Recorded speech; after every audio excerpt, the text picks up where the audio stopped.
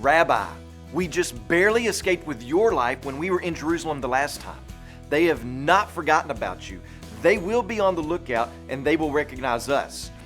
We will be walking into our graves. So what are you thinking? You are leading us into danger.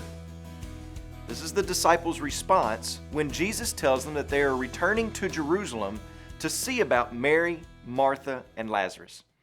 But listen to how Jesus responds. He says, "Are there not 12 hours in the day? If anyone walks in the day, he does not stumble, because he sees the light of this world. But if anyone walks in the night, he stumbles, because the light is not in him." What does Jesus mean by all this? Well, remember what he has previously said about himself. He said, "I am the light of the world." Jesus is saying, as long as you walk with the light or in the light, you're protected. You will not stumble. You will not be out of his will. You will be able to see because you are in the light. And when you go through Jerusalem, you will be with me. Nothing will happen to us that I do not intend or ordain to happen to us. You are protected. When Jesus leads you into danger, trust that you are protected by Jesus.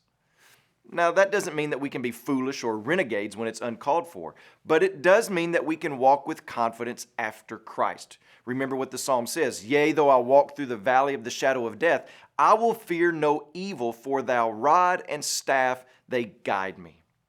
My brother and sister in Christ, let me remind you that Satan has been defanged.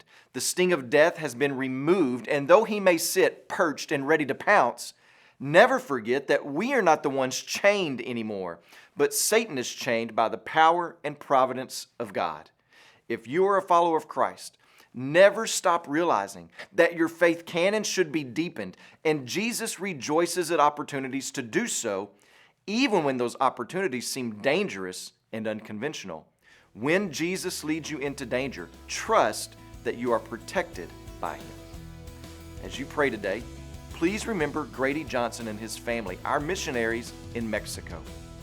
And also remember the Swahili Life Word broadcast that's heard throughout Tanzania, Kenya, Rwanda, and Burundi.